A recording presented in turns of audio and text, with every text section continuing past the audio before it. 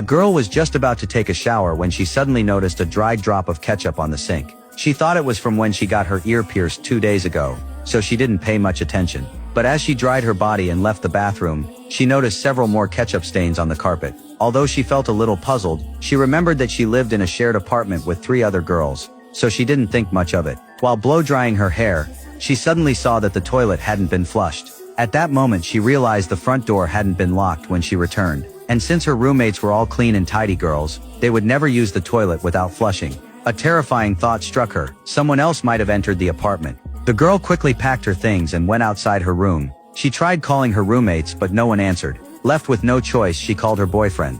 Together the two of them went to check the apartment. Her boyfriend thought she was just overthinking, and even teased her to scare her a little. They carefully walked through the rooms. The first few were perfectly tidy, but one bedroom was in complete disarray, and the window was broken. It was obvious someone had broken in. Strangely, none of the valuables like the computer had been taken. Just then, her roommate called back. The girl hurriedly explained what had happened. Her roommate said she would rush home immediately. The girl and her boyfriend then went to the last roommate's room, but the door was locked from the inside. No matter how hard they knocked, there was no response. The girl suddenly remembered something, and quickly went outside to check through the window, but she could only see a small glimpse through the gap. Her boyfriend decided to force the door open, but the door was too solid. He failed to break it down. Then something even stranger happened. The waste in the toilet had suddenly disappeared. Clearly someone was still inside the apartment after the girl left. The couple rushed outside and called the police, but terrifyingly, just as her boyfriend hung up, the police arrived. After talking, they realized the officers weren't here for the call. They had only come because someone found a phone and wanted to return it. The phone belonged to Lucy, one of the girl's roommates.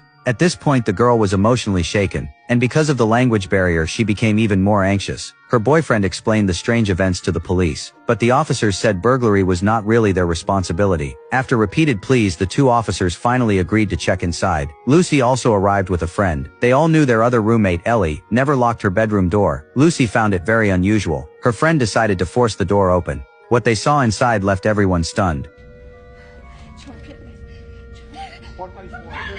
The police quickly sealed off the entire scene. Lucy completely broke down, crying so hard she could barely stand. Meanwhile, the girl seemed unusually calm, even kissing her boyfriend. This inappropriate moment was caught by a reporter at the scene, and later noticed by the police chief in charge of the case. Soon, several of them were taken to the station for questioning.